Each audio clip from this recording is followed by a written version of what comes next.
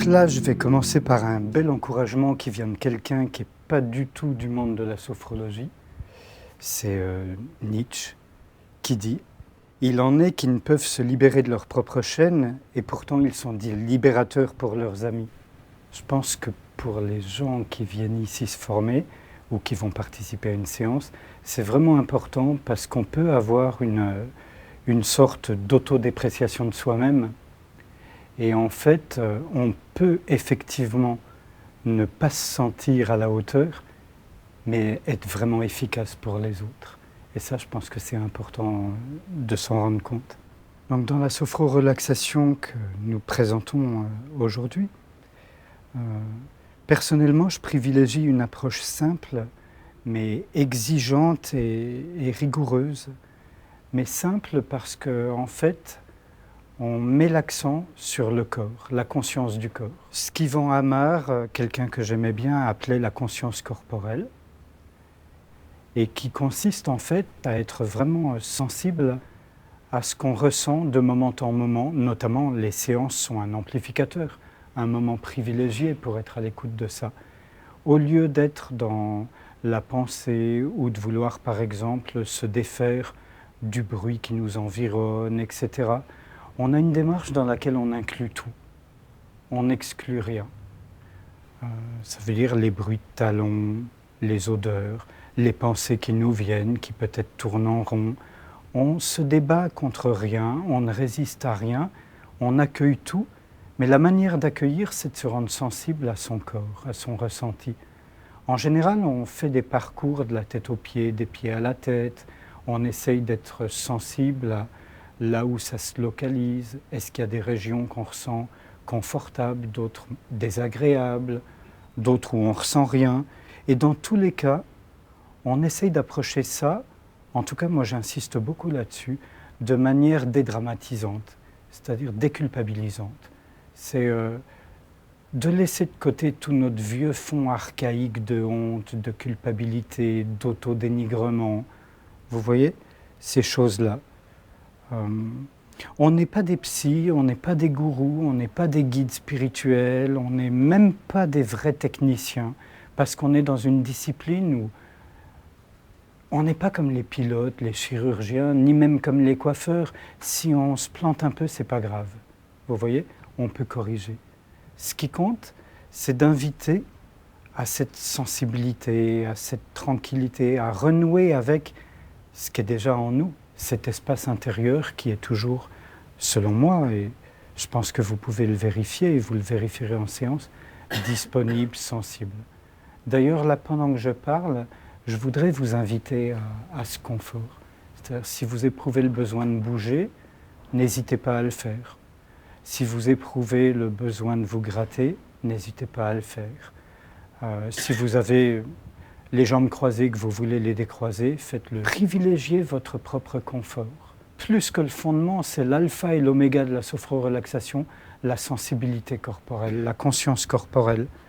En général, les gens viennent nous voir avec une attente qui est bien légitime de les aider à faire face à une situation qu'ils vivent comme pénible ou stressante, etc.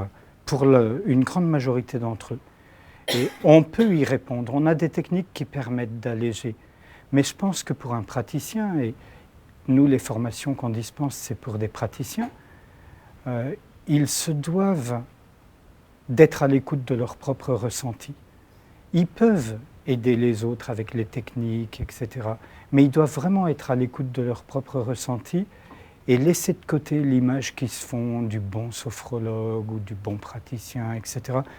pour vraiment se mettre à l'écoute de leur ressenti, de l'autre, et de pouvoir comme ça proposer quelque chose qui ne pourrait pas être proposé s'il n'y avait pas cette écoute de soi-même dans son propre corps. Je reviens, le fondamental donc de toutes les sophrologies, peu importe les écoles, les querelles de chapelle, et bien au-delà de la sophrologie, depuis l'Antiquité, on voit ça. Il y a des voix qui se sont toujours élevées, certes minoritaires, mais suffisamment importantes pour donner le là aux cultures. C'est-à-dire en Grèce, la culture occidentale, en Inde, la culture indienne, bouddhiste, hindoue, etc. En Égypte, probablement, mais il y a bien longtemps. Mais c'est la culture qui a duré le plus longtemps en même temps, la culture égyptienne. Plus de 4500 ans. Aucune autre civilisation n'a connu ça, ne connaît ça à l'heure qu'il est. Mais ça a disparu. Toujours est-il que ces voix qui se sont élevées, c'était pour nous dire on ne peut pas échapper à la vie qu'on vit. Par contre, la manière de l'apprendre, alors là, oui, on peut, disons, altérer le regard. Et tout est dans cette altération du regard. Je veux dire, si vous avez un bras en moins, avec les connaissances qu'on a aujourd'hui, en tout cas, on ne peut pas le faire repousser. Notre cerveau le pourra peut-être dans 2 siècles, 3, mais là, on ne peut pas. En revanche, on fait des prothèses géniales. Quand les gens ne peuvent pas supporter la prothèse, c'est évidemment psychologique ou mental, c'est parce que ça vient heurter l'image qu'ils se font d'eux-mêmes, puisqu'on fait des prothèses tellement géniales qu'on interdit à certains sportifs de haut niveau de compétiter, j'espère que ça se dit, avec d'autres parce qu'ils gagneraient. Donc c'est vraiment au niveau de l'image de soi que ça joue et non pas au niveau de l'efficience des prothèses. Quand on vit quelque chose de douloureux, on m'insulte, on me méprise, mon mari me quitte, ma femme me quitte, j'ai envie de dire bon débarras, mais c'est pas ce que je vais dire. En fait, je vais dire mais qui va me préparer à manger ce soir? Pardon. Ouais. Mais en réalité, je rigole, mais c'est très douloureux. Mais cette douleur, si je regarde autrement, c'est tout de suite moins douloureux. Je vais voir dans mon corps où ça se localise, comment je respire. Vous voyez, on en revient toujours à ça, inlassablement au corps. Ce n'est pas ce que nous vivons qui pose problème, c'est la manière dont nous le vivons. C'est l'histoire qu'on se raconte à son sujet, en fait. Aujourd'hui, on parle d'image ou de représentation. Ce n'est pas le vécu, c'est la représentation qu'on s'en fait. Au moment même où Caicedo créait la sophrologie, il y a quelqu'un que j'apprécie beaucoup aussi, alors, à l'opposé d'Yvan Amar, qui est un philosophe qui est considéré comme assez sulfureux, mais en général, c'est ceux qui ne le lisent pas qui le trouvent sulfureux. C'est Sioran, qui a vécu en France un certain temps, et on n'est pas bien sûr de ses orientations politiques. Personnellement, je m'en contrefiche. Ce qui m'intéresse, c'est ce qu'il a dit. Et donc là, juste une petite citation de lui, parce qu'elle est vraiment en rapport avec ce qu'on propose aussi dans le fond.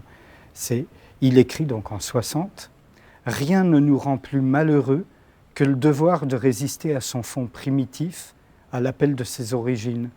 Il en résulte ces tourments de civilisé, réduits au sourire, attelés à la politesse et à la duplicité. » Jusque-là, on peut se dire, ouais, il a vraiment le tableau est sombre, quoi. Mais un peu plus loin, il écrit quelque chose qui intéresse particulièrement le sophrologue, la sophrologie, le sophrorelaxologue. La cruauté dont on a hérité, dont on dispose, ne se laisse pas dompter si aisément. Tant qu'on ne s'y livre pas tout à fait et qu'on ne l'a pas épuisée, on la conserve au plus secret de soi, on ne s'en émancipe guère. Et en 1 minute pour clôturer, c'est là où il peut y avoir des malentendus. On peut entendre que ce type, et ça c'est ceux qui ne le lisent pas ou qui le lisent vite, trop vite, on peut croire qu'il nous dit « il faut passer à l'acte ». En fait, moi je ne l'entends pas du tout comme ça.